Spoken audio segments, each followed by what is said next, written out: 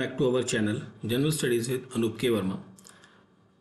हम कर रहे हैं इंडियन पॉलिटी और इंडियन पॉलिटी हम कर रहे हैं यूपीपीएससी के डिफरेंट एग्जाम्स में पूछे गए क्वेश्चंस की। और इस पार्ट को बेसिकली हमने इस पूरी सीरीज़ को बेसिकली हमने 4 भागों में डिवाइड किया था। तो this is the last part of this particular session, जिसके अंदर हम 2013 से लेकर 2023 तक के जो एमसीक्यूज़ हैं इंडियन पॉलिटी के यूपीपीएससी के अंदर पूछे गए सवाल, उन सभी को हम यहाँ पर डिटेल्ड में डिस्कस कर रहे हैं। और इस पर्टिकुलर सीरीज़ के अंदर 200+ क्वेश्चंस को हमने यहाँ पर डिस्कस किया है। ठीक है, तो आई होप सो आपने जितने भी अभी प्रीवियस पार्ट्स हैं वो ऑलरेडी देख लिए होंगे। तो बढ़ते हैं अपने पार्ट 4 की तरफ, जो पार्ट 4 है हमारा यहाँ पर। तो पार्ट 4 के अंदर हम बात करेंगे अपने पहले क्वेश्चन की, जो कि है 157 number question. Which article of the Indian constitution is related with the foreign policy. Foreign policy से रिलेटेड कौन सा आर्टिकल आपको यहाँ पर देखने को मिलेगा? This is related with the article 51। Article 51, ठीक है, ऑप्शन डी होगा यहाँ पर करेक्ट आंसर।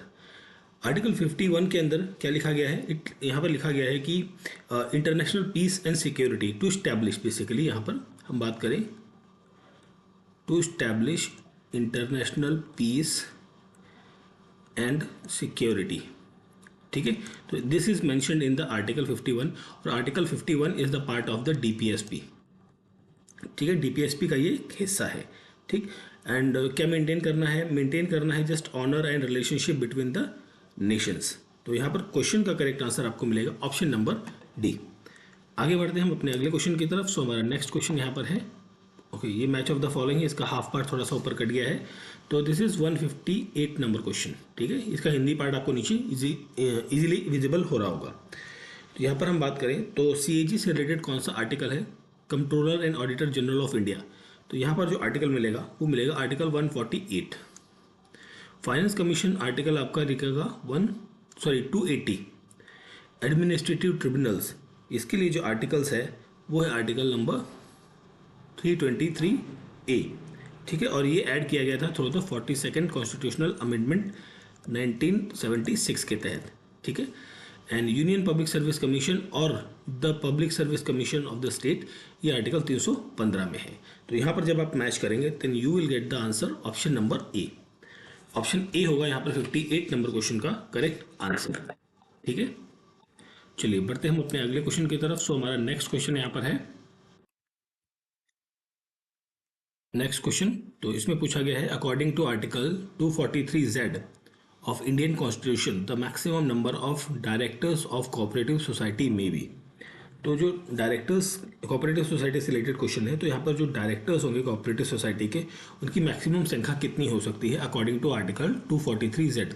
तो ये संख्या हो सकती है 21। ठीक है, तो यहाँ पर एक अमेंडमेंट हुआ था, that is 97th amendment act, 97th constitutional amendment act in 2011। ठीक है, तो यहाँ पर जो है इस अमेंडमेंट एक्ट के अनुसार जो आपका कोऑपरेटिव सोसाइटी है, कोऑपरेटिव सोसाइटी, इसको क्या मिलता है? कॉन्स्टिट्यूशनल स्टेटस जो है वो प्रोवाइड किया जाता है। यहाँ पर इसको मिलता है कॉन्स्टिट्यूशनल स्टेटस। ठीक, ठीक है, एंड यहाँ पर जब हम जेड की बात कर रहे हैं तो यहाँ पर जो मैक्सिमम स्ट्रेंथ है वो 21 से ज़्यादा नहीं होनी चाहिए, इस चीज़ के बारे में यहाँ पर कहा गया है। और ये जो कोऑपरेटिव सोसाइटी की जब हम बात कर रहे हैं तो this comes under the part 9B। Part 9B के अंतर्गत आता है। और यहाँ पर जो है आर्टिकल्स की जब हम बात करें तो आर्टिकल्स 243ZH टू 243ZT, ये आर्टिकल्स आपको यहाँ पर देखने को मिलेंगे फॉर द कोऑपरेटिव सोसाइटीज़ के लिए। ठीक है, और साथ ही साथ यहाँ पर एक 97th कॉन्स्टिट्यूशनल अमेंडमेंट एक्ट की हम जब बात कर रहे थे, तो यहाँ पर जो है right to form a cooperative society, ये एक फंडामेंटल राइट जो है आर्टिकल 11 के अंदर देखने को मिलता है। और साथ साथ यहाँ पर एक डीपीएसपी के अंदर एक आर्टिकल ऐड किया जाता है, that is called as a 43B। तो ये क्या कहता है कि प्रमोशन ऑफ कोऑपरेटिव सोसाइटीज़ को के बारे में बात करता है, प्रमोशन ऑफ कोऑपरेटिव सोसाइटीज़ के बारे में यहाँ पर बात करता है आर्टिकल 43B। तो क्वेश्चन का करेक्ट आंसर हो गया यहाँ पर आपका ऑप्शन नंबर ए। आगे बढ़ते हैं हम अपने अगले क्वेश्चन की तरफ। Question number 160, who among the following hold his office during pleasure of the president. Pleasure of president पर यहाँ पर जो ऑफिस होल्ड करता है वो है आपका अटॉर्नी जनरल ऑफ इंडिया। तो अटॉर्नी जनरल ऑफ इंडिया जो होल्ड करता है, इसके लिए आर्टिकल है कॉन्स्टिट्यूशन में आर्टिकल 76, ठीक है। और अटॉर्नी जनरल ऑफ इंडिया जो है वो स्टेट देश का जो है सबसे बड़ा हाईएस्ट लॉ ऑफिसर आपको देखने को मिलेगा, लॉ ऑफिसर होता है। और इसकी जो अपॉइंटमेंट है वो प्रेसिडेंट करते हैं। अपॉइंट कौन कर रहा है? प्रेसिडेंट कर रहे हैं। और अपॉइंटमेंट के साथ इसकी जो क्वालिफिकेशन की जब हम बात करते हैं तो ही मस्ट बी क्वालिफाइड, कि वो एलिजिबल होना चाहिए कि जो सुप्रीम कोर्ट के जज हैं, जज की पोस्ट के लिए वो व्यक्ति जो है वो एलिजिबल होना चाहिए। उस व्यक्ति को यहाँ पर attorney general of India appoint किया जाता है। वो व्यक्ति जो है प्रेसिडेंट के प्लेजर पर जो है वो अपॉइंट रहता है, मतलब उसके प्रेसिडेंट की जब इच्छा हो तो उसको अपने पद से हटाया जा सकता है, रिमूव किया जा सकता है, ठीक है। और अगर जो अटॉर्नी जनरल रिज़ाइन करते हैं तो वो रिजिग्नेशन अपना प्रेसिडेंट को ही देते हैं, क्योंकि अपॉइंट जिसने किया है वो रिज़ाइन भी उसी को ही जनरली आमतौर पे देता है, ठीक है। तो क्वेश्चन का करेक्ट आंसर आपको मिलेगा यहाँ पर ऑप्शन नंबर डी। चलिए फिर हम आगे बढ़ते हैं क्वेश्चन नंबर 61 की तरफ। क्वेश्चन नंबर 61 में आपसे पूछा गया है which of the following is related to the right to information act 2005, RTI के बारे में पूछा गया है। तो यहाँ पर कौन सा केस था बेसिकली जिसके तहत ये आरटीआई आपको देखने को मिलता है 2005 में? तो ये था ओरिजिनल, बेसिकली यहाँ पर जो है सुप्रीम कोर्ट जो है अपने ओरिजिनल जुरिडिक्शन के अंदर, ओरिजिनल रिट के अंदर, बेसिकली यहाँ पर बात करें ओरिजिनल रिट के अंदर पिटीशन एक दायर होती है जो होती थे Namit Sharma versus union of India को लेकर, ठीक है। Namit Sharma versus union of India को लेकर, ठीक है। तो जो इंफॉर्मेशन कमिश्नर है इन ट्रिब्यूनल डिस्चार्ज करते हैं क्वासी जुडिशियल फंक्शंस को, ठीक। तो यहाँ पर जो क्वेश्चन का करेक्ट आंसर रहेगा आपका ऑप्शन नंबर सी रहेगा। ऑप्शन सी यहाँ पर होगा क्वेश्चन का करेक्ट आंसर। आगे बढ़ते हैं हम अपने अगले क्वेश्चन की तरफ। सो क्वेश्चन नंबर 162 है which one of the following is not a part of fundamental duties under the Indian constitution, fundamental duties का हिस्सा नहीं है। तो यहाँ पर होगा to defend the country and render national services, ये तो बिल्कुल आपका रहेगा। To value and preserve the rich heritage of our composite culture, ये भी रहेगा। To form the organize village panchayat, तो this is the part of the DPSP, ये गलत है आपका, डीपीएसपी का पार्ट है ये, डीपीएसपी आर्टिकल 40। तो ऑप्शन सी होगा यहाँ पर क्वेश्चन का क्या करेक्ट आंसर, ठीक है। And to safeguard the public property and adjust violence, तो ये करेक्ट है। तो बाकी तीनों क्या है आपके फंडामेंटल ड्यूटीज़ का हिस्सा है, और आपका ऑप्शन सी जो है वो यहाँ पर पार्ट नहीं रहेगा। जब हम बात कर रहे हैं फंडामेंटल ड्यूटीज़ की तो इसके बारे में एक छोटी सी ब्रीफ देख लेते हैं। This comes under the part 4A article 51A, ठीक है। यहाँ पर 11 फंडामेंटल ड्यूटीज़ हैं, और यहाँ ये रिकमेंडेशन थी स्वर्ण सिंह कमेटी की, स्वर्ण सिंह की कमेटी की यहाँ पर रिकमेंडेशन के बेसिस पे ये फंडामेंटल ड्यूटीज़ जो है वो हमने ऐड करी है। एंड इसका जो कॉन्सेप्ट है ये हमने कहाँ से बोरो किया था? यूएसएसआर से, that is from the Russia, ठीक है। तो ये सब चीज़ें थी, आपको ये चीज़ें ध्यान रखनी है, ठीक। चलिए आगे बढ़ते हैं क्वेश्चन नंबर 62 की तरफ।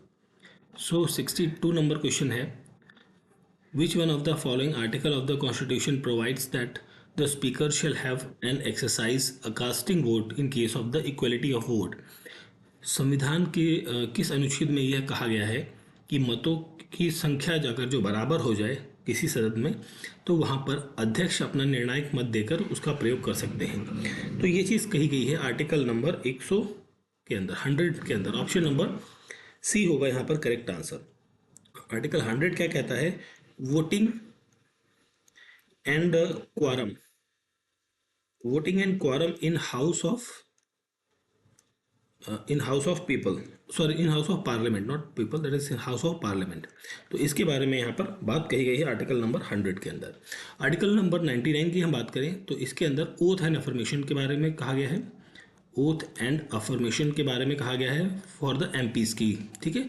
103 is related with the decision on questions to disqualification of members, ठीक है। इसके ऊपर जो डिसीजन है उसके बारे में, और 103 जो 102 नंबर क्वेश्चन है, और ये है आपका that is disqualification of membership, ठीक है, डिस्क्वालिफिकेशन ऑफ मेंबरशिप के बारे में यहाँ पर बात करता है। ठीक है, तो क्वेश्चन का करेक्ट आंसर आपको मिलेगा ऑप्शन नंबर सी।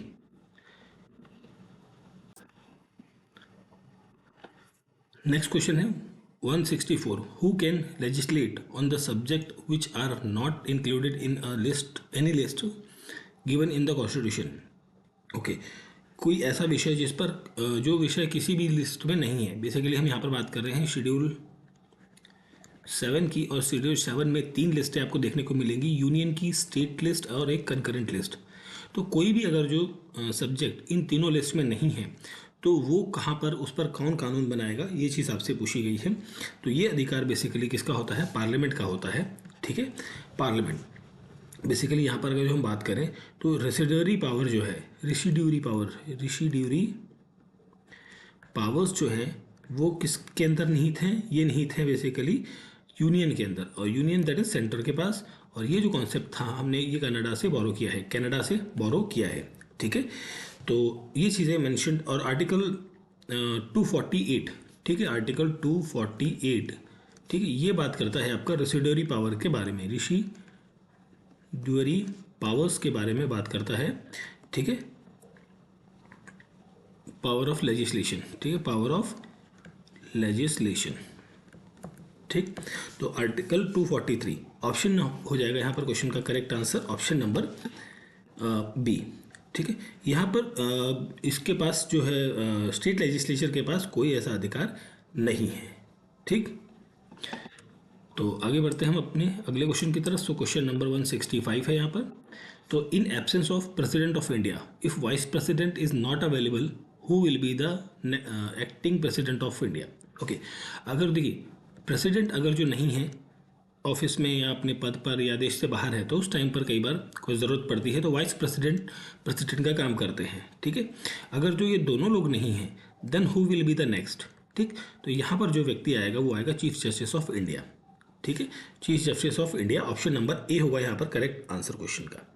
ठीक है, चीफ जस्टिस ऑफ इंडिया, अगर जो if in case chief justice of India भी प्रेजेंट नहीं है in anyhow, then the senior most जज ऑफ सुप्रीम कोर्ट यहाँ पर आपके एज अ प्रेसिडेंट वर्क करेंगे। ठीक है, तो ऑप्शन ए हो जाएगा यहाँ पर क्वेश्चन का correct answer, question number 65। Next हम बढ़ते हैं क्वेश्चन नंबर 166 पे। ओके, दिस इज क्या हो गया, 166 number question. National human right commission is to be headed by a person who has been a former chief justice of India. तो national human right commission एक non constitutional body है आपकी। इसका जो chairperson होगा वो पुराना हमेशा ऐसा है कि भाई जो पर्सन मतलब जो रिटायर्ड पर्सन है चीफ जस्टिस ऑफ इंडिया वही होंगे। देखो यहाँ पर ऐसा कंपलसरी नहीं है कि वो चीफ जस्टिस ही होना चाहिए। यहाँ पर यह है कि नेशनल ह्यूमन राइट कमीशन का जो चेयरपर्सन या हेड होगा वो chief justice of India retired, ठीक है, वो हो सकते हैं, या आइदर कोई सा भी जज, मतलब जो जज है सुप्रीम कोर्ट का जो रिटायर्ड हो चुका है तो उसको भी यहाँ पर उनका चेयरपर्सन बनाया जा सकता है। ठीक है, तो असर्शन यहाँ पर गलत है आपका। Chairperson of NHRC hold office for the term of 5 years. बिल्कुल, ये टर्म पीरियड जो है इनका ये 5 साल का होता है until he attain the 70 years of age whichever is earlier. ठीक है, तो मतलब ऐसा है कि भाई देखिए 65 साल में सुप्रीम कोर्ट का एक जज जो है वो रिटायर होता है, वो जब NHRC का चेयरपर्सन बनेगा हो सकता है वो 69 ईयर्स का हो, तो अगले 1 साल के लिए वो क्या है चेयरपर्सन बना रहेगा जब तक वो 70 ईयर्स का नहीं हो जाते। ठीक है, तो यहाँ पर सेकंड रीज़न या बेसिकली रीज़न की बात करें तो वो क्या है आपका करेक्ट है। एक मिनट, नहीं सॉरी, असर्शन भी करेक्ट है आपका यहाँ पर, नॉट रीज़न ओनली, असर्शन भी करेक्ट रहेगा आपका, क्योंकि फॉर्मर चीफ जस्टिस को बनाया जा रहा है ना, इसमें ऐसा ओनली वाला वर्ड तो यूज़ नहीं किया गया है। बिल्कुल, तो दोनों करेक्ट हैं, सॉरी मैं गलत बोल गया इस चीज़ को। तो यहाँ पर आपका ऑप्शन नंबर सी हो जाएगा correct answer, both are correct one. ठीक है, और नेशनल ह्यूमन राइट कमीशन की जब हम बात कर रहे हैं, नेशनल ह्यूमन राइट कमीशन तो ये इस्टेब्लिश होती है 1990 3 को।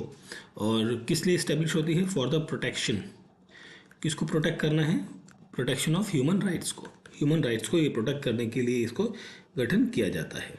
ठीक है, तो ये हो गया आपका आंसर ऑप्शन नंबर सी। चलिए आगे बढ़ते हैं अगले क्वेश्चन की तरफ। सो हमारा नेक्स्ट क्वेश्चन यहाँ पर है question number 167। Consider the following statement and select the answer given code below. Okay,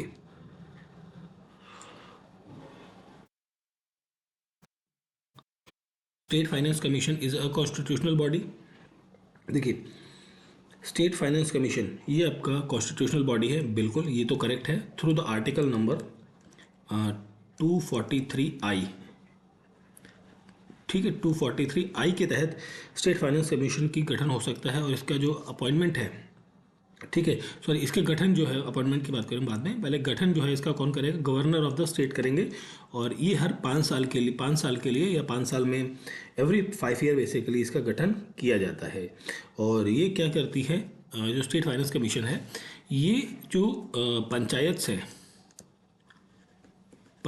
है उनके फाइनेंशियल पोजीशंस को रिव्यू करती है। ठीक है, सेकंड है reason, union finance commission can not recommend the financial assistant to the panchayat. देखो ऐसा नहीं है, ठीक है, ये फाइनेंशियल असिस्टेंट प्रोवाइड कर सकती है पंचायत को भी,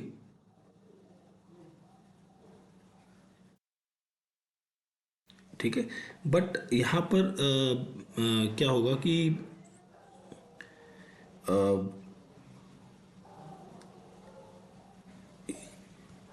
इसमें कैन नॉट है ना, कर सकती है but on the recommendation of the state. अगर जो उनके पास फाइनेंस कमीशन नहीं है, गठित नहीं हो पाया है, तो उन कंडीशंस में सम सर्कमस्टांसेस यहाँ पर देखने को मिलेंगे। तो ऐसा नहीं कि नहीं कर सकती है, तो ये तो गलत रहेगा। ऑप्शन ए एक स्टेटमेंट करेक्ट है और ये रीज़न आपका फॉल्स है। ऑप्शन सी होगा यहाँ पर क्वेश्चन का करेक्ट आंसर। ठीक है, चलिए आगे देखते हैं question number 168। Okay, state election commission is a constitutional authority. बिल्कुल ये तो स्टेटमेंट आपकी क्या है, करेक्ट है आपका, ठीक है, करेक्ट है आपकी। तो कॉन्स्टिट्यूशनल अथॉरिटी है बिल्कुल। और कौन से आर्टिकल के तहत है? 243K के तहत आपका ये कॉन्स्टिट्यूशनल अथॉरिटी है। और ये आर्टिकल आपका ऐड हुआ था, that is 73rd constitutional amendment 1992 के तहत। ठीक है, यहाँ पर बनती है, ये कॉन्स्टिट्यूशनल अथॉरिटी है।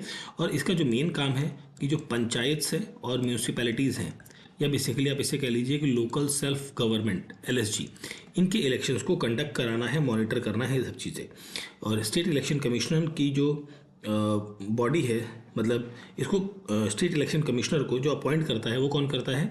गवर्नर करते हैं उस पर्टिकुलर स्टेट के।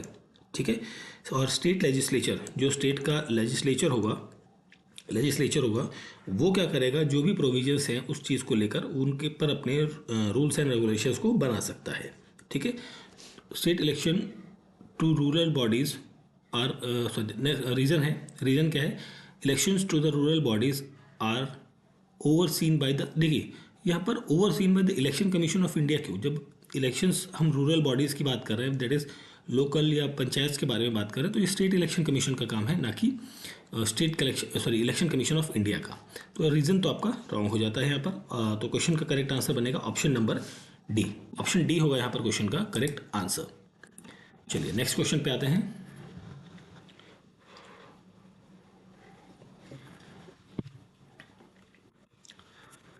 Which one of the following writs can be issued by a high court to secure the liberty of individual? Individual की लिबर्टी को सुरक्षित रखने के लिए किस टाइप का रिट जो है वो इशू किया जाता है? That writ is called as a habeas corpus. ठीक है, अब यहाँ पर आपको पता होना चाहिए कि रिट जो है ये जारी किया जाता है 2 लोगों के द्वारा। एक होता है सुप्रीम कोर्ट, एक होता है हाई कोर्ट। हाई कोर्ट आपका 32 आर्टिकल के तहत रिट जारी करता है, और यहाँ पर जो सुप्रीम कोर्ट 32 के तहत, हाई कोर्ट 226 आर्टिकल के तहत जो है वो रिट जारी कर सकता है। ठीक है, और यहाँ पर पूछा गया था कि इंडिविजुअल लिबर्टी के लिए कौन सा रिट जारी होता है? That is called as a habeas corpus. ठीक है, और हीबस कॉर्पस की जब हम बात करते हैं तो इसका जो लिटरल मीनिंग होता है that is to have the body of, to have the body of. ठीक है, तो लिटरल मीनिंग भी आपको थोड़ा सा ध्यान रखना है। आगे बढ़ते हैं अपने अगले क्वेश्चन की तरफ। सो हमारा नेक्स्ट क्वेश्चन यहाँ पर है 170 number question. Okay, India has written a constitution, sorry, India has a written constitution. Assertion में कहा गया है इंडिया के पास अपना रिटन कॉन्स्टिट्यूशन है, बिल्कुल करेक्ट है। The growth of strong regional party is an indicator of regional aspiration, बिल्कुल ये भी करेक्ट है। ठीक है, अब देखिए कई बार होता है कि इलेक्शंस के टाइम पर मतलब जो रीजनल पार्टीज़ हैं कुछ एरियाज़ में वो बहुत अच्छा परफॉर्म करती हैं, बट जब एमपीज़ के या पार्लियामेंट के इलेक्शंस होते हैं तो उनकी परफॉर्मेंस उतनी अच्छी नहीं देखने को मिलती है। तो यहाँ पर growth of strong regional parties जो है वो इंडिकेटर है रीजनल एस्पिरेशंस का। ठीक है, तो ये चीज़ आपकी करेक्ट है। अब रिटन कॉन्स्टिट्यूशन तो हम दोनों चीज़ें करेक्ट है, बट यहाँ पर देखिए पॉलिटिकल पार्टीज़ की बात कर रहा है, यहाँ पर कॉन्स्टिट्यूशन की बात कर रहा है, बट एक्सप्लेनेशन यहाँ पर नहीं है एक दूसरे का, तो ऑप्शन बी होगा यहाँ पर क्वेश्चन का करेक्ट आंसर। रिटन कॉन्स्टिट्यूशन की जब हम बात कर रहे थे तो ये एक वेरी कॉम्प्रिहेंसिव आपको टाइप को देखने को मिलेगा। इलेबोरेटेड भी है, कई बार कई जगह बहुत ज़्यादा इलेबोरेट किया गया है कि चीज़ों को, डिटेल्ड डॉक्यूमेंट है। ये जो चीज़ें मैंने लिखी हैं these are the features of the written constitution of India. और साथ साथ यहाँ पर एक जब लागू हुआ था कॉन्स्टिट्यूशन तो यहाँ पर हमें क्या मिला था साथ में, एक तो प्रियम्बल था, इसके साथ साथ 395 आर्टिकल्स थे। ठीक, आफ्टर दैट इसके साथ में 22 पार्ट्स आपको देखने को मिलते हैं, और इसके साथ साथ आपका था एक 8 शेड्यूल्स यहाँ पर आपको देखने को मिलता है। तो मतलब जब कॉन्स्टिट्यूशन लागू होता है तो 4 भागों में इस तरीके से हमें ये चीज़ें देखने को मिलती हैं। ठीक है, तो क्वेश्चन का करेक्ट आंसर होगा ऑप्शन नंबर बी।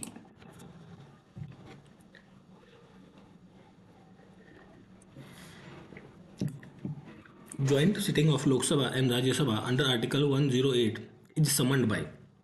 तो ज्वाइंट सिटिंग जो है वो आर्टिकल 108 के तहत होती है, बिल्कुल करेक्ट है, इसमें तो कोई डाउट नहीं है। मगर इसको कौन बुलाता है, आह्वान कौन करता है, आह्वान करते हैं प्रेसिडेंट ऑफ इंडिया। ठीक है, अब ज्वाइंट सिटिंग का जो प्रोविज़न है इसके लिए दो टाइप के बेसिकली केसेस देखने को मिलते हैं।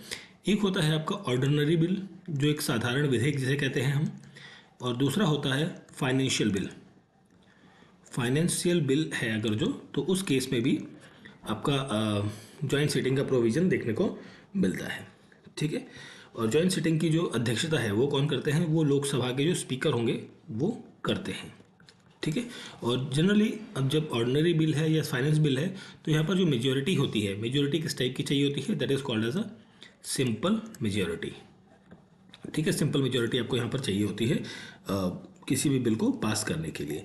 इफ़ अगर जो स्पीकर नहीं है अवेलेबल तो वहाँ पर डिप्टी स्पीकर जो है वो अध्यक्षता करेंगे। If in case deputy speaker भी नहीं है देन जो राज्यसभा के डिप्टी स्पीकर हैं, डिप्टी स्पीकर वो यहाँ पर करते हैं, ना कि स्पीकर। ठीक है, ये चीज़ ध्यान रखनी है कि जो स्पीकर होते हैं जो basically vice president of India हैं वो यहाँ पर जॉइंट सिटिंग की अध्यक्षता नहीं करते हैं। ठीक है, चलिए 172 नंबर क्वेश्चन पर आते हैं। Which of the following fundamental rights under the constitution is guaranteed only to the citizens of India not to the foreigners living in India. Okay, केवल सिटीजन्स के लिए कौन सा आर्टिकल है यहाँ पर या कौन सी चीज़ यहाँ पर मैंशनड है। सो ये है freedom to speech and expression. भाई ऐसा तो नहीं ना कि आप यूके के रहने वाले हैं, UK that is mean Uttarakhand के नहीं, दैट इज़ ये है आपका यूनाइटेड किंगडम। यूनाइटेड किंगडम के आप अगर जो सिटीज़न है और भारत में है और भारत के खिलाफ आप कुछ भी बोले तो ये तो नहीं चलेगा, ऐसा तो नहीं ना, है ना। वो कहते हैं ना कि हमारे घर पे रह के हमारी बुराई कर रहे हो या कुछ खिलाफत कर रहे हो तो ये तो नहीं चलेगा, है ना। तो ये चीज़ कौन कर सकता है, सिर्फ सिटीजन्स को ही अधिकार है स्पीच कहने का और अपना एक्सप्रेशन देने का। ठीक है, किसी भी चीज़ को लेकर, ये फॉरेनर्स के पास ये राइट नहीं है। अब यहाँ पर अगर जो हम बात करें कानून के समक्ष समानता या राइट इक्वालिटी बिफोर लॉ। ठीक है, इक्वालिटी बिफोर लॉ जो है बेसिकली आपको देखने को मिलेगा कुछ आर्टिकल्स के अंदर। ठीक है, तो यहाँ पर आप जैसे हम बात करें तो आर्टिकल नंबर 15 की हम बात करते हैं तो ये क्या है, राइट अगेंस्ट डिस्क्रिमिनेशन है।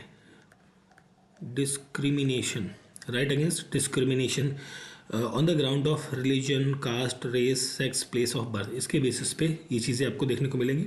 साथ में है राइट कुछ article number 16, this is related to the right to equality या equal opportunity in the public employment. ठीक है, एक और इंपॉर्टेंट आता है article, article number 19। This article is related with the freedom of speech and expression, assembly, association, movement and residence and profession को choose करने का। ठीक है, मतलब इसके आर्टिकल 19 के अंदर 1, 2 या A, B, C इस तरीके से कई सारे सेक्शंस हैं, ये चीज़ें आपको देखने को मिलती हैं। ठीक है, तो दिस कम्स फॉर दिस। अब यहाँ पर एक चीज़ आपको पता होनी चाहिए, एक इम्पॉर्टेंट चीज़ है कि यहाँ पर फंडामेंटल राइट्स में, फंडामेंटल राइट्स के अंदर, ठीक है, सभी लोगों के लिए कौन कौन से आर्टिकल्स हैं वो चीज़। तो ऑल पर्सन्स के लिए कौन से आर्टिकल्स आपको देखने को मिलते हैं, आइदर फॉर द सिटीजन्स और द फॉरेनर। ठीक है, अब यहाँ पर जो ऑल पर्सन्स के लिए हैं वो एक तो article 14, 20, 21, 21A and 22, 23, 24, 25, 26, 27।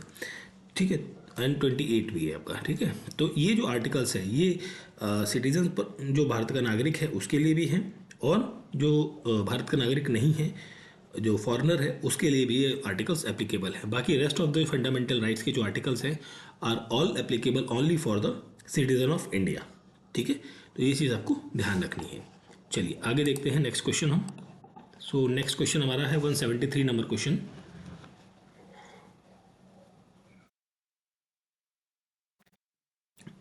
Which of the following cases outline the basic structure doctrine of Indian constitution.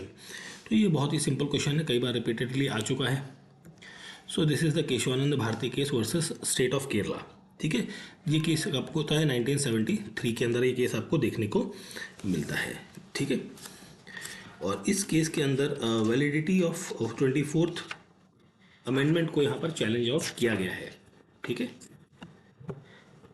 Okay, चलिए आगे बढ़ते हैं नेक्स्ट क्वेश्चन पे। डायरेक्ट क्वेश्चन था एक, काफ़ी बार ये रिपीट क्वेश्चन हुआ है। Question number 174, under which one of the following article the procedure for removal of president of India through the process of impeachment. Okay, Bharat के राष्ट्रपति को हटाने का जो इम्पीचमेंट का प्रोसेस है वो किस आर्टिकल के तहत मैंशन किया गया है। So it has been mentioned in the okay, ये ऊपर नीचे हो गया भाई, इसे बी कर लीजिए, ये सी कर लीजिए। ठीक है, ये B and this is C. ठीक, सो यहाँ पर आर्टिकल, क्वेश्चन का करेक्ट आंसर होगा आर्टिकल 61। ठीक है, 61 के अंदर procedure for impeachment, procedure for impeachment of the president के बारे में यहाँ पर मैंशनड है। ठीक है, इस पर्टिकुलर आर्टिकल के अंतर्गत। ठीक है, और उसके लिए अगर जो इम्पीचमेंट लगाना है, देखिए अब इसका प्रोसेस की बात करें तो इम्पीचमेंट का process either of the house, either of house मतलब लोकसभा या राज्यसभा, कहीं से भी इनिशिएट किया जा सकता है। सपोज कर लीजिए इसे इनिशिएट किया जाता है राज्यसभा से। ठीक, तो इनिशिएट करने के लिए यहाँ पर 14 डेज़ का क्या चाहिए, टाइम पीरियड लगता है। ठीक है, 14 डेज़ पहले इसके नोटिस जो है वो राष्ट्रपति को दिया जाएगा, और यहाँ पर जो है हाउस के 1/4 ऑफ मेंबर, जो भी राज्यसभा है तो 250 लोग हैं, तो 250 का लगभग 1/4 जो मेंबर्स हैं, अराउंड 65% 65 या 66 लोग जो हैं वो यहाँ पर एक लेटर पर साइन करके देंगे। बेसिकली यहाँ पर उसको मूव करने के लिए इनिशिएट करेंगे रेजोल्यूशन को। ठीक है, और इस इम्पीचमेंट प्रोसेस को राज्यसभा क्या करेगी, 2/3 मेजोरिटी के साथ पास करेगी। ठीक है, उसके बाद ये जाएगा लोकसभा, और लोकसभा में जो भी एक कमेटी बनेगी, वो कमेटी जो चार्जेस राष्ट्रपति पर लगे हैं उनको क्या करेगी, इंक्वायर करेगी, इंक्वायर करती है। और इंक्वायर करने में अगर जो वो चार्जेस ठीक पाए जाते हैं, करेक्ट पाए जाते हैं, तो राज्य लोकसभा से भी उस पर्टिकुलर मोशन को 2/3 मेजोरिटी के साथ पास किया जाएगा। और जैसे ही यहाँ पर 2/3 मेजोरिटी से पास होता है, उसी टाइम से यहाँ पर प्रेसिडेंट जो है बेसिकली वो क्या हो जाते हैं, इम्पीच्ड हो जाते हैं, इम्पीच्ड हो जाते हैं, अपने पद से हट जाते हैं। बट हालांकि अभी तक भारत में अभी तक कोई भी, एक दो लोगों के खिलाफ चली है इम्पीचमेंट प्रोसेस, बट अभी तक कोई कंप्लीट प्रोसेस नहीं हुआ है कि किसी राष्ट्रपति को उसके पद से हटाया गया हो थ्रू द इम्पीचमेंट। ठीक है, तो यहाँ पर क्वेश्चन का करेक्ट आंसर होगा ऑप्शन नंबर सी।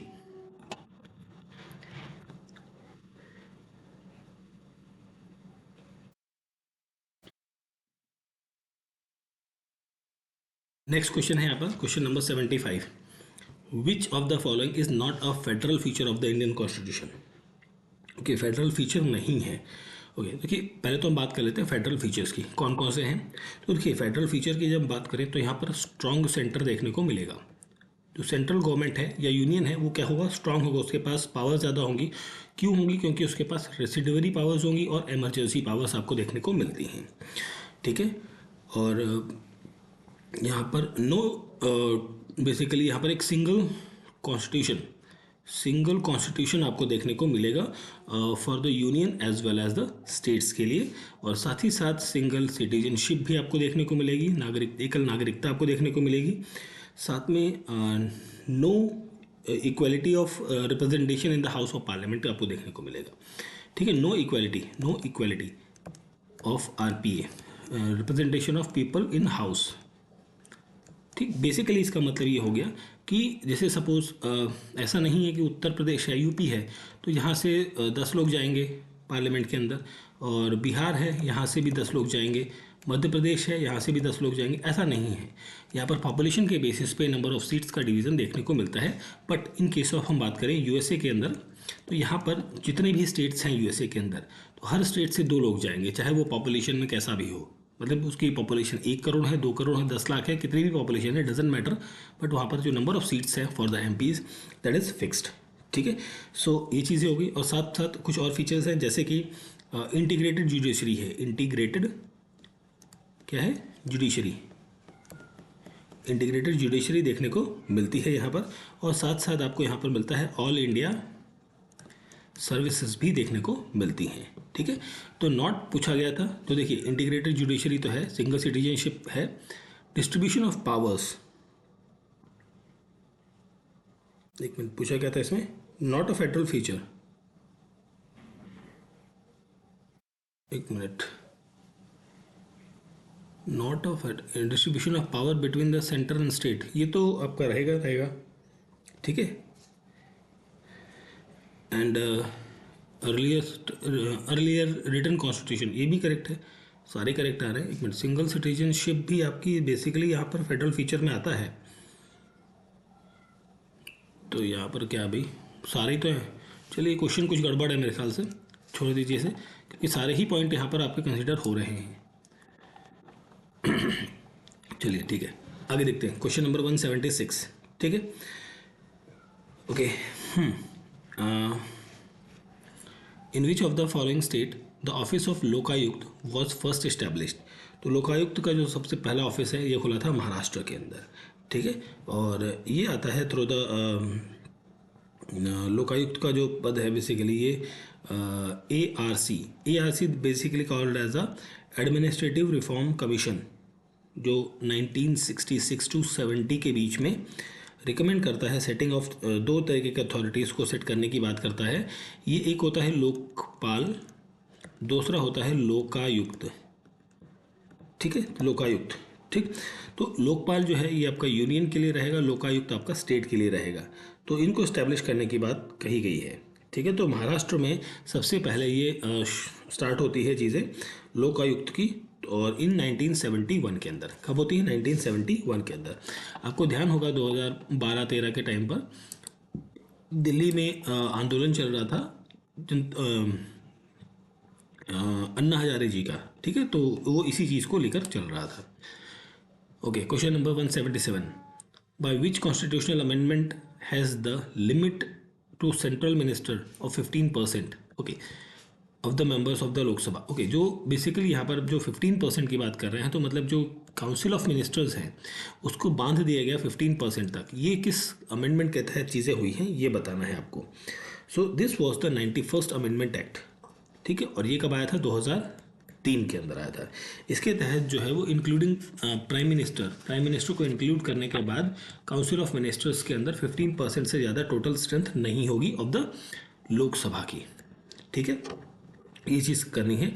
और यहाँ पर एक और चीज़ की गई है कि मिनिस्टर्स की जो संख्या है, council of ministers in states की हम बात करें तो वो कितनी होनी चाहिए, मिनिमम दैट इज़ मिनिमम। देखिए पार्लियामेंट में तो मिनिमम नहीं हो सकती, बट हाँ स्टेट में मिनिमम हो सकती है, बिकॉज कुछ स्टेट्स ऐसे हैं जो जोग्राफिकल एरिया और पॉपुलेशन एरिया के हिसाब से, पॉपुलेशन डेंसिटी के हिसाब से काफ़ी ज़्यादा कम है पॉपुलेशन वहाँ पर। तो ये आपकी 12 होगी, मिनिमम 12। जैसे गोवा के अंदर जो एमएलएज हैं या लेजिस्लेटिव असेंबली के लोग हैं, लेजिस्लेटिव असेंबली के जो मेंबर्स हैं उनकी संख्या कितनी है? 40। तो इन 40 में मेजॉरिटी कितनी चाहिए? 21।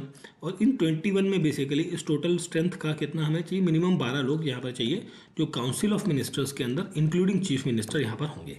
ठीक है, तो this has been written in the 91st of constitutional amendment act के तहत ये चीज़ें लिखी गई हैं। अब यहाँ पर एक चीज़ और होती है 92nd अमेंडमेंट में, मुझे ध्यान आई यहाँ पर, तो ये भी 2003 में ही हुआ था। इसके तहत ठीक है 4 लैंग्वेजेस जो हैं, 4 लैंग्वेजेस को यहाँ पर आपके जो हमारी 8th शेड्यूल के अंदर जो लैंग्वेजेस हैं उसके अंदर ऐड किया गया था। तो वो 4 लैंग्वेजेस कौन सी हैं? वो हैं आपकी दैट इज़ बोडो, डोगरी, मैथाली और संथाली। तो ये 4 लैंग्वेजेस को यहाँ पर 92nd अमेंडमेंट 2003 के तहत ही ऐड किया गया था कॉन्स्टिट्यूशन में। ठीक है, तो एट प्रेजेंट हमारे देश में कितनी भाषाएं हैं? ऑफिशियल लैंग्वेजेस जो बेसिकली हैं वो है 22। Right to vote is a, right to vote जो है वो किस टाइप का अधिकार है? This is a constitutional right. Okay, ये ज़्यादा पतला हो गया। Right to vote is a constitutional right, ये कॉन्स्टिट्यूशनल राइट है जिसके अंदर यूनिवर्सल एडल्ट फ्रेंचाइजेस बेसिकली जो वयस्क मताधिकार का प्रयोग करते हैं। यहाँ पर एक अमेंडमेंट हुआ था 61st कॉन्स्टिट्यूशनल अमेंडमेंट जो कि 1989 में होता है, जिसके तहत जो वोटिंग एज है, वोटिंग एज उसे क्या किया गया था? रिड्यूस किया गया था। और ये रिड्यूस कितनी हुई थी? ये 21 साल से लेके 18 साल कर दी गई थी। ठीक है, तो ये चीज़ भी आपको ध्यान रखनी है। और राइट टू वोट जो है ये कॉन्स्टिट्यूशनल राइट है एज पर द आर्टिकल 326। ठीक है, 326 आर्टिकल के तहत ये चीज़ है। तो क्वेश्चन का करेक्ट आंसर होगा option number B. Next question पे बढ़ते हैं, question number 179। The provision for the representation of Anglo Indian community in the Lok Sabha has been made under the which constitution. अब हालांकि ये क्वेश्चन नहीं आएगा, चांसेस बहुत कम है, कभी आने के चांसेस भी नहीं है अभी इन फ्यूचर, क्योंकि एंग्लो इंडियंस की जो सीट है कम्युनिटी की उसे क्या कर दिया गया है? अबॉलिश कर दिया गया है। ठीक है, फ्रॉम द कॉन्स्टिट्यूशन और फ्रॉम द पार्लियामेंट और द स्टेट लेजिस्लेचर। ठीक है, तो ये बेसिकली था आर्टिकल 331 और 333 के अंदर ये चीज़ें मेंशन थी। ठीक है, फॉर द लोकसभा और द स्टेट लेजिस्लेचर असेंबली के अंदर। ठीक, तो यहाँ पर आंसर होगा ऑप्शन नंबर ए। ठीक है, चलिए आगे देखते हैं अपने अगले क्वेश्चन को। सो हमारा नेक्स्ट क्वेश्चन यहाँ पर है question number 180। Indian parliament consist of, Indian parliament आपको पता ही है, पार्लियामेंट जो है ये क्या क्या मिलाकर बनती है? This comes under the Lok Sabha, Rajya Sabha and the president of India. तो इन तीनों को मिलाकर बनता है parliament, Lok Sabha, Rajya Sabha and the president. Option D होगा यहाँ पर क्वेश्चन का करेक्ट आंसर। ठीक है, और यहाँ पर हम बात करें अगर जो दिस इज कॉल्ड या बेसिकली कंपोजिशन और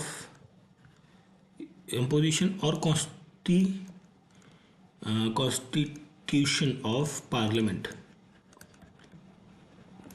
की हम बात करें तो this comes under the article number 79। ठीक है, 79 आर्टिकल नंबर के अंदर ये सब चीज़ें मेंशन्ड हैं आपको। ठीक है, चलिए क्वेश्चन नंबर 181 पे आते हैं। The executive power of the union vested in, the executive power जो है वो किसके अंदर निहित है? तो ये निहित है प्रेसिडेंट ऑफ इंडिया के अंदर। तो executive power of the union जो है वो प्रेसिडेंट के अंदर निहित है और this has been mentioned in the article number 53। Article 53 के अंदर ये चीज़ें मेंशन्ड हैं। ठीक है, अब जो प्रेसिडेंट हैं, प्रेसिडेंट जो यहाँ पर होते हैं डिफेंस फोर्सेस के क्या होते हैं? सुप्रीम कमांडर होते हैं, सुप्रीम कमांडर होते हैं। ठीक है, तो ऑप्शन नंबर बी होगा यहाँ पर क्वेश्चन का correct answer. Now coming to the question number 182, time of 0 hour in a parliament. तो 0 आवर का जो टाइम पीरियड है दैट इज 12 से 1। ठीक है, option D is the correct answer. Since 1962 से हम इस चीज़ को फॉलो अप करते आ रहे हैं। ठीक है, 12 से 1 का एक इनफॉर्मल डिवाइस है जो और इस 0 आवर का जो प्रोसेस है इसका कहीं भी संविधान के अंदर या रूल ऑफ प्रोसीजर के अंदर कहीं भी कोई जिक्र नहीं है। ठीक है, आगे बढ़ते हैं हम अपने अगले क्वेश्चन पर। Question number 183, who among the following are not included in the electoral college for the election of president of India? Not included, okay.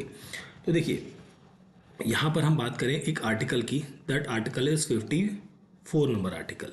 इस आर्टिकल के अंदर जो है इलेक्शन ऑफ प्रेसिडेंट के बारे में या उनके प्रोसीजर, इलेक्शन के ऑफ प्रेसिडेंट के प्रोसीजर के बारे में मेंशन्ड है।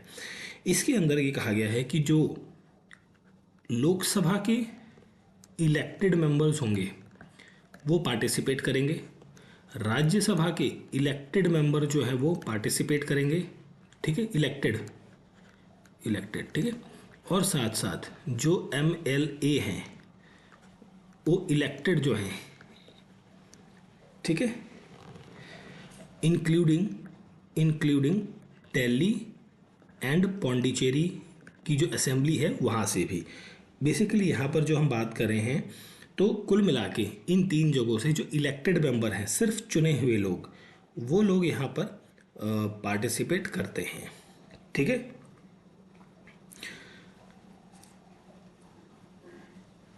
ठीक, तो यहाँ पर नॉट इंक्लूडेड, ये तो इलेक्शन के अंदर पार्टिसिपेट करते हैं।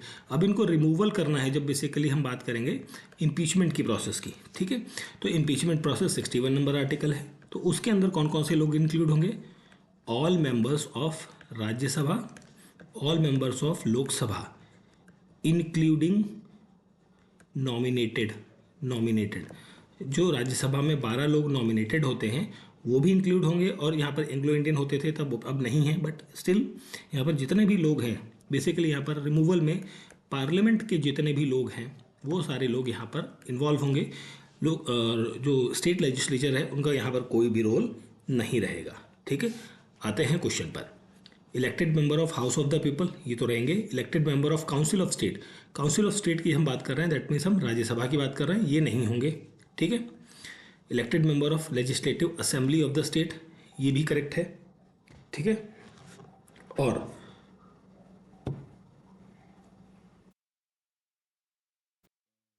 हाँ ये हो गया। ठीक है, एंड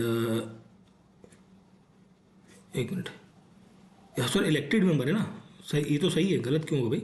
इलेक्टेड मेंबर पूछा गया ना, इलेक्टेड मेंबर, ये तो करेक्ट है, ये तो हमने यहाँ पर बात करी है। ठीक, तो ये भी करेक्ट है। Elected member of state legislative council, basically जो MLCs होते हैं, मेंबर ऑफ लेजिस्लेटिव काउंसिल्स, वो यहाँ पर इंक्लूड नहीं होते हैं। ठीक है, तो ऑप्शन डी होगा यहाँ पर क्वेश्चन का आंसर, बी तो रहेगा ही। ठीक है, ऑप्शन डी होगा यहाँ पर क्वेश्चन का करेक्ट आंसर। ठीक है, चलिए आगे बढ़ते हैं हम अपने अगले क्वेश्चन की तरफ। Question number 184, what does not participate in the president election? President के इलेक्शन में कौन पार्टिसिपेट नहीं करता है? डायरेक्ट क्वेश्चन आ गया है, वही सेम क्वेश्चन रिपीटेड है। Elected member of the state legislative council of the state, option number D होगा यहाँ पर क्वेश्चन का करेक्ट आंसर। ठीक है, चलिए आगे देखते हैं नेक्स्ट क्वेश्चन को। Question number 185, the election commission can be the election commissioner can be removed by the election commissioner can be removed by the president of India on the recommendation of chief election commissioner. ठीक है, chief election commissioner की recommendation पर उसे remove किया जा सकता है। अब हम बात कर लेते हैं थोड़ा सा फटाफट इलेक्शन कमीशन ऑफ इंडिया के बारे में। आर्टिकल 324 ये कहता है कि गठित होगा एक प्रोविजन के बारे में, या कंपोजिशन ऑफ इलेक्शन कमीशन के बारे में बात करता है। और एट प्रेजेंट जो है यहाँ पर भारत में 3 मेंबर बॉडी है, एक चीफ इलेक्शन कमिश्नर है, चीफ इलेक्शन कमिश्नर, और साथ में 2 इलेक्शन कमिश्नर्स आपको देखने को मिलते हैं। ठीक है, इन सभी की अपॉइंटमेंट कौन करते हैं? प्रेसिडेंट ऑफ इंडिया करते हैं। ठीक, ये इनका जो टाइम पीरियड है ये 65 ईयर्स तक अपना कार्यभार संभालते हैं, या फिर 6 ईयर्स की एज तक, sorry 6 years basically time period होता है, टर्म होता है इनका, या फिर 65 ईयर्स, जो भी इनका पहले अटेन हो जाए उसके ऊपर डिपेंड करता है। ये अपना रेजिग्नेशन कभी भी दे सकते हैं, किसको देंगे? प्रेसिडेंट ऑफ इंडिया को देंगे। चीफ इलेक्शन कमिश्नर जो है वो सिक्योरिटी का टेन्योर इनका फिक्स होता है एक तरीके से, और he can not be remove from the office same manner as a जज ऑफ अ सुप्रीम कोर्ट। ठीक है, और अदर इलेक्शन कमिश्नर्स को यहाँ पर हटाया जा सकता है, बट वहाँ पर रिकमेंडेशंस जो है वो थोड़ी सी लगेंगी किसकी? चीफ इलेक्शन कमिश्नर्स की। ठीक है, that is option number C होगा यहाँ पर क्वेश्चन का करेक्ट आंसर। ठीक है, ओके ओके। चलिए नेक्स्ट क्वेश्चन आते हैं, क्वेश्चन नंबर 186 पे। अ जज of the supreme court may resign his office by writing a letter to the. देखिए सुप्रीम कोर्ट का कोई जज है, वो रिजाइन करना चाह रहा है, तो वो रिजाइन करेगा, किसको लिखेगा रिजिग्नेशन? अपना प्रेसिडेंट ऑफ इंडिया को लिखेगा। ठीक है, option number B is the correct answer. ठीक है, अब यहाँ पर एक आर्टिकल आता है 124 आर्टिकल। ये किसके बारे में बात करता है? It talks about the establishment and composition या कॉन्स्टिट्यूएंट या कॉन्स्टिट्यूशन ऑफ सुप्रीम कोर्ट के बारे में यहाँ पर बात करता है। ठीक है, और यहाँ पर जो सुप्रीम कोर्ट के जजेस हैं उनका जो एज है, एज क्राइटेरिया है, वो है 65 ईयर्स मैक्सिमम। ठीक है, जब तक वो 65 साल के नहीं होते तब तक वो अपना supreme court as a supreme court जज वो अपना काम कर सकते हैं, करते रहते हैं। और ये अपना रेजिग्नेशन जो है, ये किसको लिखते हैं? ये अपना रेजिग्नेशन जो है वो अपना प्रेसिडेंट को लिखते हैं। ठीक है, तो यहाँ पर हो गया ऑप्शन बी होगा क्वेश्चन नंबर 86 का 186 का करेक्ट आंसर।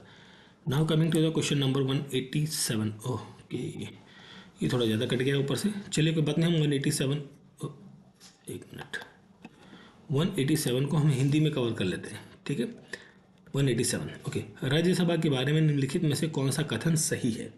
ठीक है, तो देखिए यह विघटन के अधीन नहीं है, मतलब ये सब्जेक्ट टू डिसोल्यूशन नहीं है, बिल्कुल ये तो करेक्ट है आपका, इसको डिसॉल्व नहीं किया जा सकता है।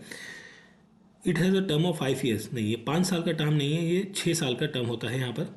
ठीक है, टर्म की बात करें अगर जो, तो टर्म है ही नहीं बेसिकली, तो कंटिन्यूस चलता रहता है। बट हाँ, यहाँ पर जो एमपीज होते हैं राज्यसभा में उनका 5 साल का कार्यकाल आपको देखने को 6 साल का देखने को मिलता है।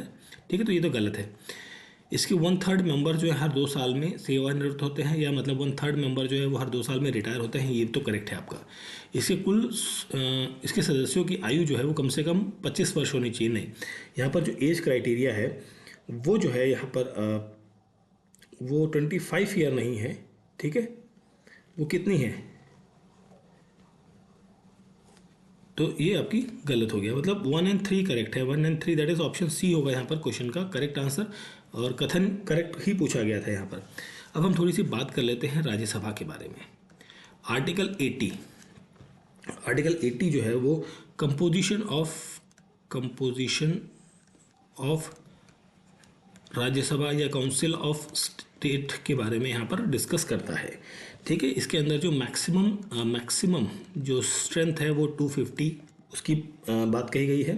ठीक है, और इस 250 में आउट ऑफ 238 आर इलेक्टेड।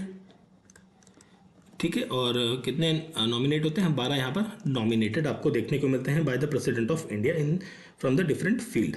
ठीक है, एट प्रेजेंट की हम बात करें, एट प्रेजेंट यहाँ पर 245 अभी हैं करंट में। ठीक है, जिसमें से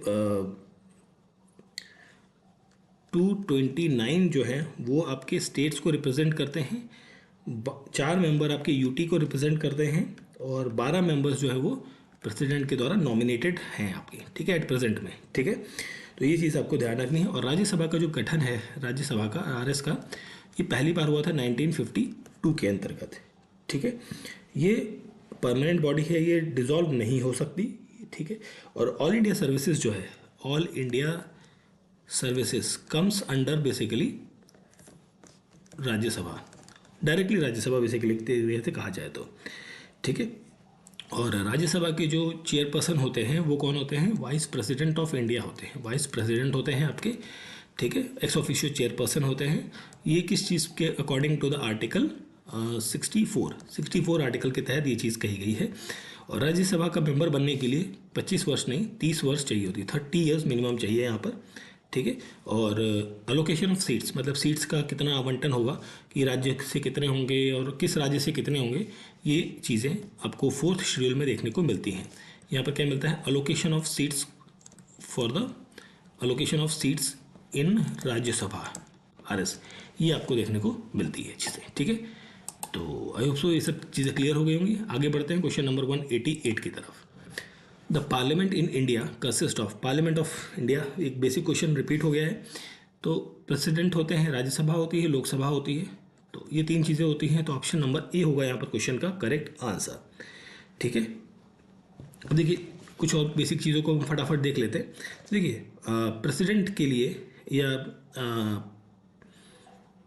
प्रेसिडेंट, एक सेकंड इसको जरा रब कर देते हैं। ओके, ऑप्शन ए हो गया करेक्ट आंसर। ठीक है, आज जब हम बात करते हैं प्रेसिडेंट की, ठीक है, तो आर्टिकल 79, ठीक, ये कहता है कि भाई प्रेसिडेंट की जो मिनिमम एज है according to article 79, parliament of India जो है वो कंसिस्ट करता है ये सब चीज़ें, और इसके तहत जो 79 के तहत जो है कंपोजिशन ऑफ पार्लियामेंट की बात कही गई है। और प्रेसिडेंट ऑफ इंडिया की जो एज है, मतलब मिनिमम एज की हम बात करें तो वो कितनी है, 35 ईयर्स की है, कि मतलब कोई भी प्रेसिडेंट बन सकता है, बट मिनिमम 35 ईयर्स की एज यहाँ पर होनी चाहिए और भारत का नागरिक होना चाहिए। काउंसिल ऑफ स्टेट्स की हम बात करें या राज्यसभा की, ठीक है, या एल्डर हाउस, अपर हाउस, ऐसे 2-3 नाम हैं इसके, तो आर्टिकल 80 इससे रिलेटेड है कंपोजिशन के बारे में यहाँ पर। और यहाँ पर मिनिमम एज जो है वो कितनी है, 30 ईयर्स है।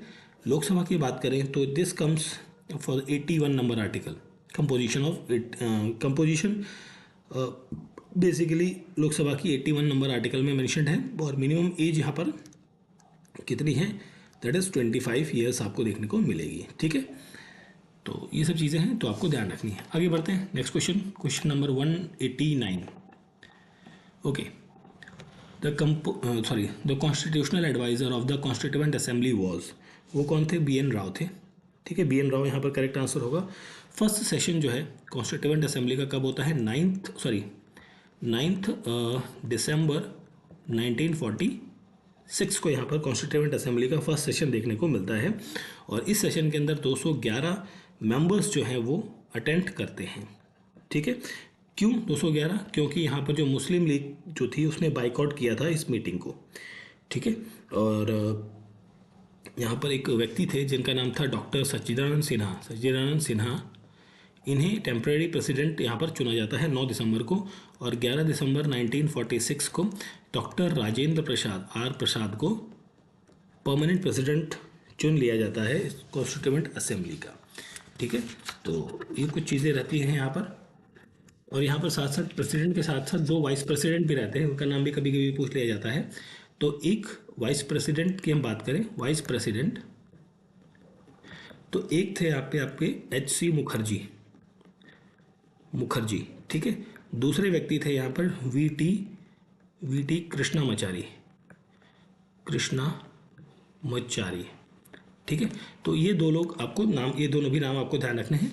एंड BN राव जो है बेसिकली क्या है, ये अपॉइंट होते हैं constitutional advisor in the constituent assembly के अंदर। ऑप्शन C होगा यहाँ पर क्वेश्चन का करेक्ट आंसर। क्वेश्चन नंबर 190 भी थोड़ा ऊपर कट गया है, चलिए हिंदी से देख लेते हैं।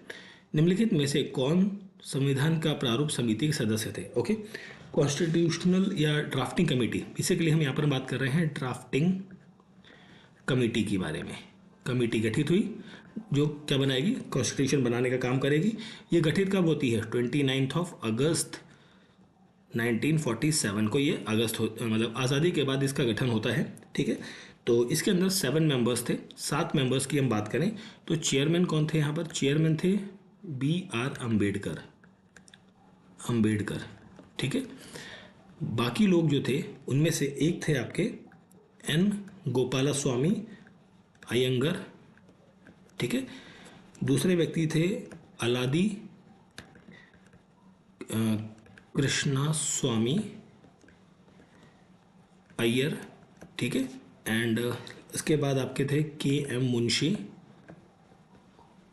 ठीक है, नाउ यहाँ पर थे सैयद मोहम्मद सदाउल्लाह। ठीक है, एंड इसके साथ साथ ये तो थे ही, इसके बाद एक व्यक्ति थे M माधव राव। ठीक, ये तो बाद में आए, इनसे पहले इन्होंने किसको रिप्लेस किया था, ये रिप्लेसमेंट भी कई बार पूछी जाती है। इन्होंने रिप्लेस किया था BL मित्तर को। ठीक है, जिनकी हेल्थ इशू की वजह से यहाँ पर उन्होंने रिज़ाइन कर दिया था। उसके बाद यहाँ पर आता है TT कृष्णामाचारी। ठीक है, इन्होंने किसको रिप्लेस किया था, रिप्लेस किया था इन्होंने DP खेतान को। ठीक है, DP खेतान।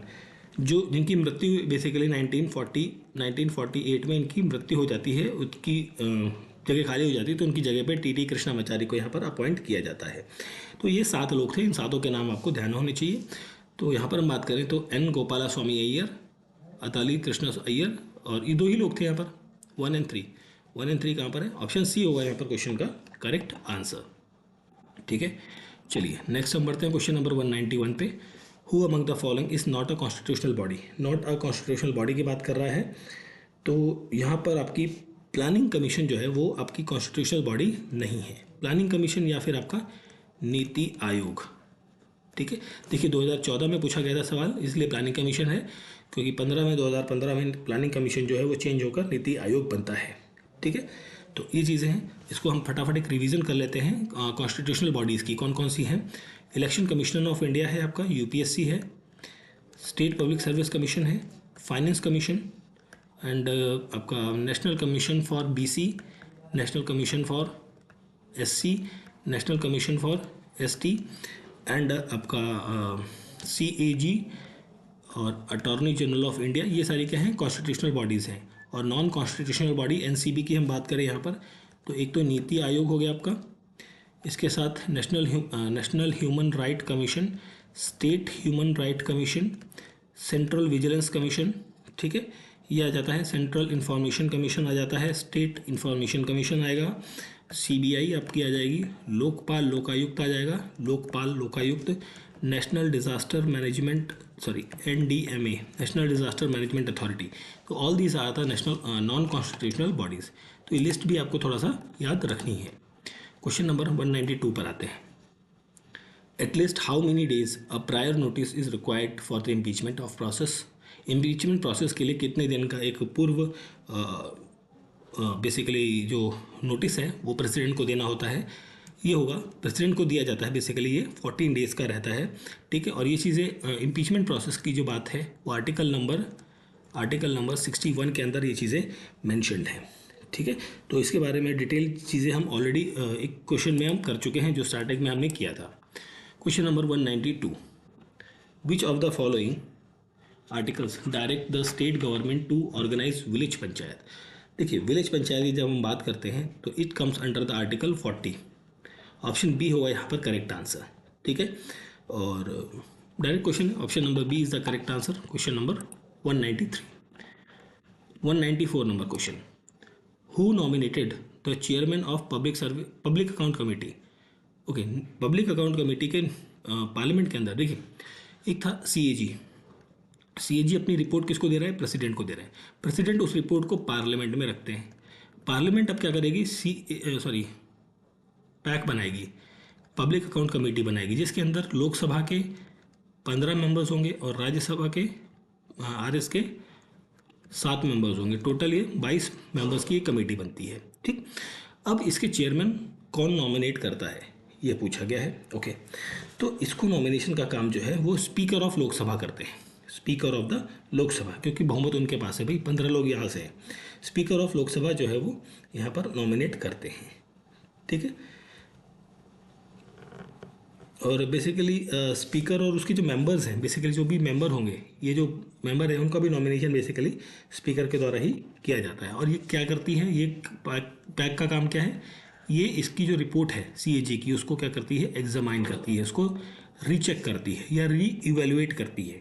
ठीक है, तो option A is the correct answer. Question number 194, financial relation between the union government and the state have been discuss under the financial relation between union and state, ये किसके आर्टिकल के तहत मेंशन किया जाता है या डिस्कस किया जाता है? This has been discuss under article 268 to 281, और ये चीज़ें आती हैं under the part 12 of the constitution के अंदर। ये चीज़ें देखने को मिलती हैं जो फाइनेंस, प्रॉपर्टी और कॉन्ट्रैक्ट सूट्स को बेसिकली यहाँ पर डिस्कस करती हैं। ठीक है, और मोर प्रॉपरली अगर जो मैं बात करूँ तो इस पार्ट के अंदर 268 टू 300A इतने आर्टिकल्स आपको यहाँ पर इस पार्ट के अंदर देखने को मिलेंगे, पार्ट 12 के अंदर, जो सेंटर स्टेट फाइनेंशियल रिलेशंस को यहाँ पर डिस्कस करते हैं, उनके बारे में बात करते हैं। ठीक है,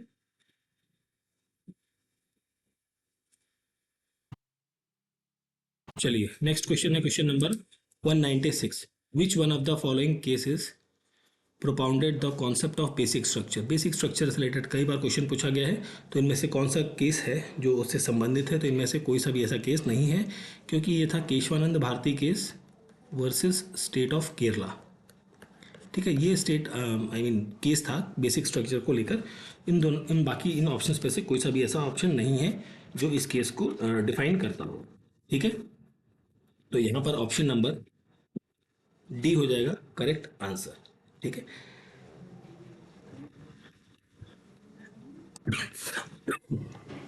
sorry. Question number 197। A political party is recognized as a political party if okay political party कब बनेगी, ये प्रोविजंस के बारे में यहाँ पर पूछा गया है। कई सारे प्रोविजंस हैं, जिससे कि यहाँ पर जो एक आंसर रहेगा आपका, if it gets 6% of vote in the state either in the Lok Sabha और इन द असेंबली इलेक्शन। अगर जो रीजनल पार्टी बनना है किसी भी पॉलिटिकल पार्टी को, तो उसको स्टेट इलेक्शन में या फिर स्टेट इलेक्शन जब होंगे लोकसभा के या असेंबली के इलेक्शन जो भी होंगे, तो उसमें एटलीस्ट 6% वोट शेयर जो है वो इनके पास होना चाहिए, तब जाके वो अपनी पॉलिटिकल पार्टी बनती है। ठीक है, तो 197 का करेक्ट आंसर आएगा आपका option number B. Now coming to the question number 198। तो 198 में थोड़ा सा कट गया है ऊपर, चलिए देखते हैं हिंदी में। नीचे दिए गए कोड से सही क्रोनोलॉजी में आपको लगाना है पहचाने जिन्हें भारत में निम्नलिखित राज्यों का निर्माण हुआ। बेसिकली किस राज्य का गठन कब हुआ वो बताना है आपको। ठीक है, चलिए देखते हैं। सबसे पहले आंध्र प्रदेश जो है वो 1953 में बनता है लिंग्विस्टिक बेसिस पर। ठीक है, भाषाओं के बेस पे। हिमाचल प्रदेश का गठन जो है ये 1971 में होता है। ठीक है, पहले तो यूनियन टेरिटरी थी। और हरियाणा जो है वो 1966 में स्टेट बनती है, और सिक्किम जो है वो 1975 में। तो इनको जब आप क्रोनोलॉजी पे लगाओगे तो you will get the option number B 1324। Option B is the correct answer आपको यहाँ पर मिल जाएगा। Now coming to the question number 199। How many members may be nominated by the president from Anglo Indian community. Okay, कितने लोगों को nominate किया जाता है if he is in opinion that community is not adequate representation in the house of the people. Lok Sabha के अंदर कितने लोगों को एंग्लो इंडियन कैटेगरी के अंदर सीट्स मिलती थी। तो नॉमिनेशन जो था ये इट वाज द 2 मेंबर्स। ठीक है, लोकसभा के अंदर 2 लोगों का या 2 मेंबर्स का यहाँ पर देखने को मिलता था। ठीक, so this comes under the article 331 and 333। ठीक है, तो ये चीज़ें यहाँ पर देखने को मिलती थी, और इसे अबॉलिश कर दिया गया था इन चीज़ों को through the 104th constitutional amendment act 2019 के तहत। ठीक है, कि लोकसभा से और जो असेंबलीज हैं वहाँ से जो सीट्स हैं बेसिकली एंग्लो इंडियंस की, उनकी रिमूव कर दी गई थी। Question number 200। Which one of the following committee is not connected with the Panchayati Raj institution. Not connected पूछा गया है। देखिए, तो यहाँ पर LM सिंघवी, अशोक मेहता, बलवंत राय मेहता कमेटी, ये सारी आपकी पंचायती राज इंस्टीट्यूशन या फिर हम इसे शॉर्ट में PRI पढ़ते हैं कई बार, उससे संबंधित है। But BN Rao committee, PVN Rao committee यहाँ पर नहीं है इससे संबंधित। It is related with the balance of payment से, नहीं, हाँ, balance of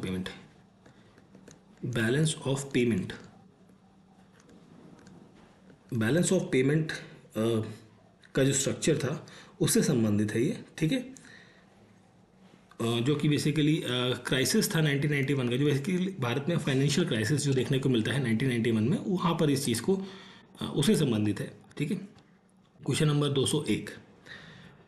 who among the following shall preside over the joint sitting of the parliament. बहुत डायरेक्ट क्वेश्चन है, that is speaker of the Lok Sabha. Joint sitting का provision 108 number article में है, 108 में।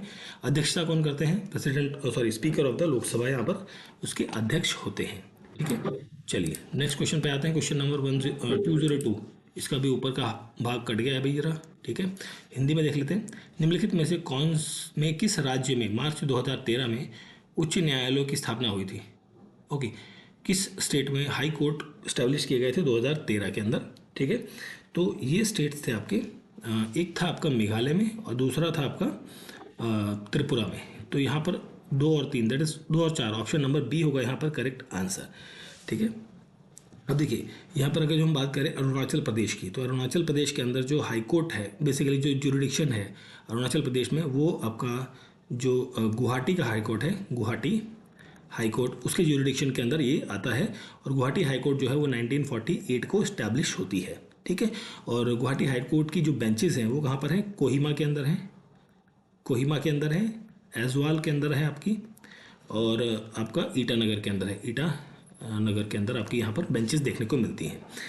मेघालय की जब हम बात करते हैं, इसका इस्टेब्लिशमेंट होता है 2013 के अंदर, मेघालय हाई कोर्ट का, ठीक है। और बेसिकली इसकी प्रिंसिपल सीट कहाँ पर है, शिलोंग के अंदर है।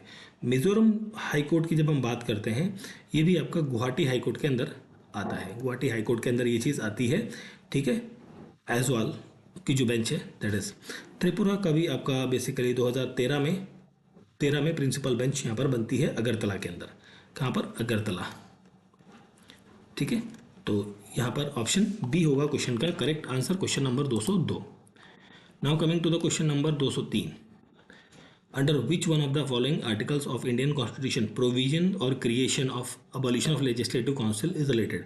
ओके, जो लेजिस्लेटिव काउंसिल है, लेजिस्लेटिव काउंसिल उसको बनाना और उसको अबॉलिश करना किस आर्टिकल के तहत आता है, this comes under the article 169। Option B होगा यहाँ पर क्वेश्चन का करेक्ट आंसर, ठीक है। अबॉलिश करना है और हटाना है, ठीक। तो 169 तो ये हो गया। 168 क्या है, ये आपका लेजिस्लेटिव असेंबली के बारे में बात करता है, ठीक है। या कॉन्स्टिट्यूशन ऑफ लेजिस्लेटिव स्टेट के बारे में यहाँ पर बेसिकली डील करता है, ठीक है। तो ऑप्शन नंबर बी होगा क्वेश्चन का correct answer. Now coming to the question number 204। Provision for appointment of national commission for ST and ST has been made in the constitution under article. तो ये आता है आर्टिकल 338 के तहत। 338 में देखिए, 338 में आता है national commission for SC। 338A के अंदर आता है national commission for that is ST। और 330 दैट इज A। 38B इसके तहत आता है national commission for BC, other backward classes, ठीक है। तो ये डिवीजन आपको देखने को मिलेगा, ठीक है। और 38A जो है ये ऐड किया गया है through the 89th constitutional amendment act 2003 के तहत। और BC वाला जो है ये आपका 102 कॉन्स्टिट्यूशनल अमेंडमेंट 2018 के तहत ये चीज़ें ऐड ऑन की गई हैं, ठीक है। तो ये चीज़ें भी आपको ध्यान रखनी कब ऐड की गई हैं। शेड्यूल कास्ट वाला आपका पहले से ही है, okay. Question number 205। Provision for the representation of Anglo-Indians in the Lok Sabha has been comes under which article? तो 331 ऑप्शन नंबर ए होगा करेक्ट आंसर, ठीक है। जिसे अबॉलिश कर दिया गया था 104 नंबर 104 कॉन्स्टिट्यूशनल अमेंडमेंट के तहत।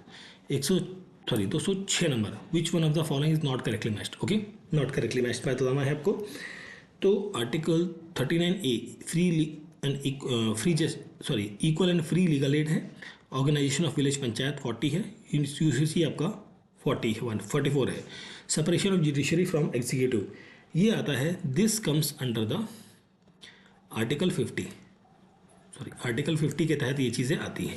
48 आर्टिकल में आपका मेंशन है organisation of agricultural and animal husbandry, ठीक है, इसके बारे में मेंशन है। तो ऑप्शन डी होगा यहाँ पर क्वेश्चन का correct answer, not correctly matched आपसे पूछा गया है यहाँ पर। चलिए आगे देखते हैं question number 207। When were high courts establish in Bombay, Madras and Calcutta. तो यहाँ पर जो हाई कोर्ट्स हैं कब कब इस्टेब्लिश हुई हैं, तो देखिए यहाँ पर जो है हाई कोर्ट जो है इंडिया के अंदर एक एक्ट आता है that is called as a Indian high court act of 1861, ठीक है। इसके तहत, ठीक, इन स्टेट्स के अंदर जो हाई कोर्ट बनता है वो 61 के तहत बनता है। ऑप्शन ए यहाँ पर करेक्ट आंसर बनेगा, ठीक है। ऑप्शन ए यहाँ पर करेक्ट आंसर होगा यहाँ पर, ठीक है। Option A is the correct answer रहेगा।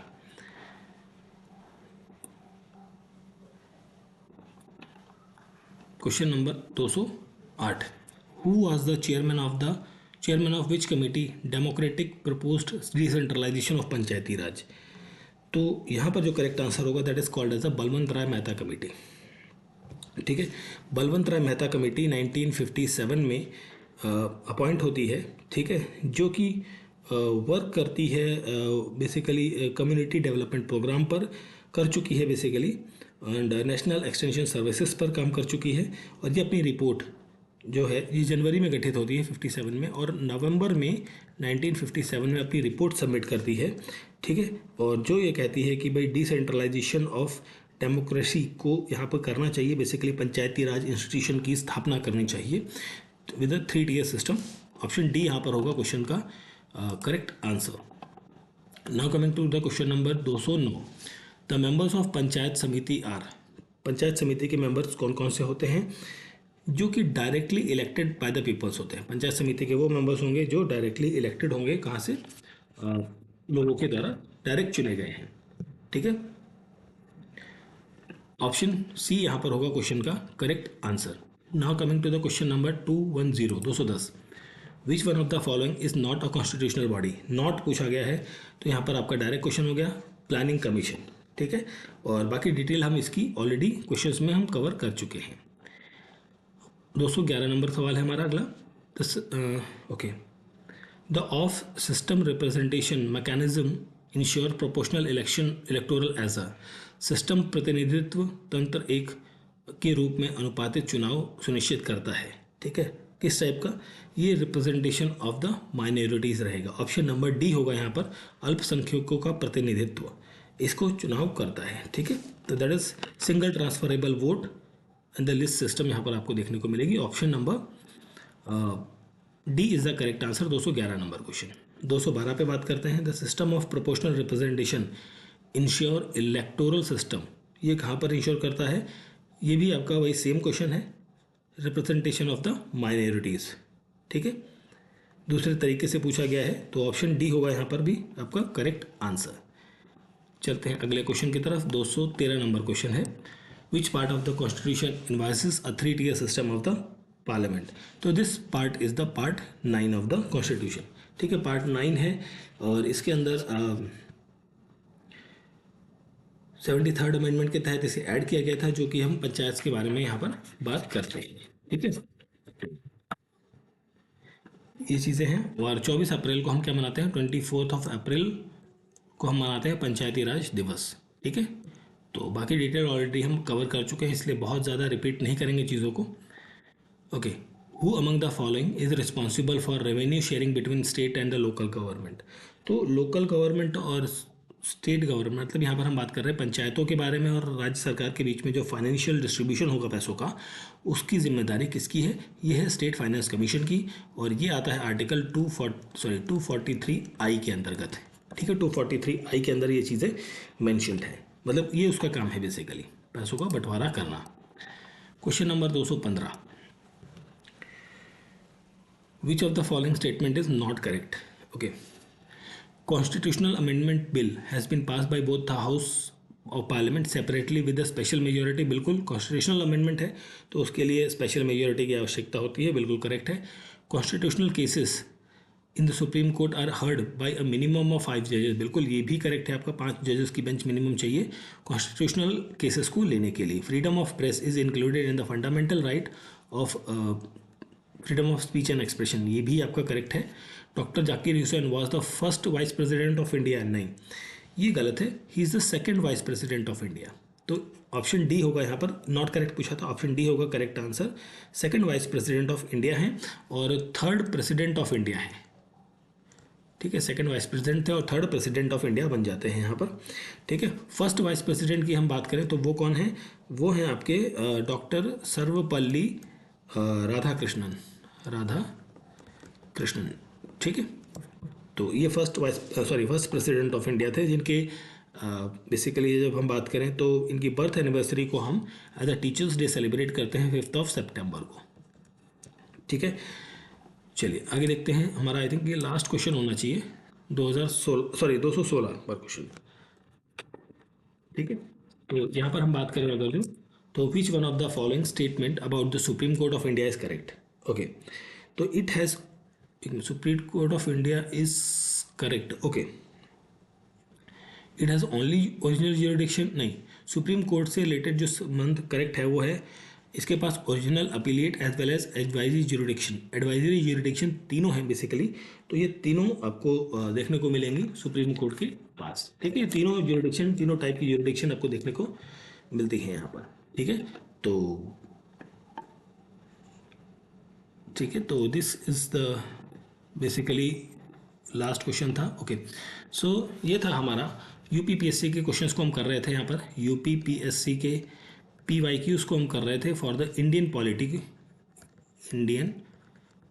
पॉलिटी की सब्जेक्ट्स को कर रहे थे। 2013 से लेके 2023 तक के जो क्वेश्चंस थे MCQs के, उन सभी को हमने यहाँ पर 4 पार्ट्स के अंदर कवर किया है। ठीक है, तो आई होप सो ये सेशन आपको अच्छे लगे होंगे। तो अच्छे लगे तो प्लीज़ लाइक, शेयर और सब्सक्राइब ज़रूर करें। मिलते हैं किसी और सब्जेक्ट्स के क्वेश्चंस के साथ में। Thank you for watching.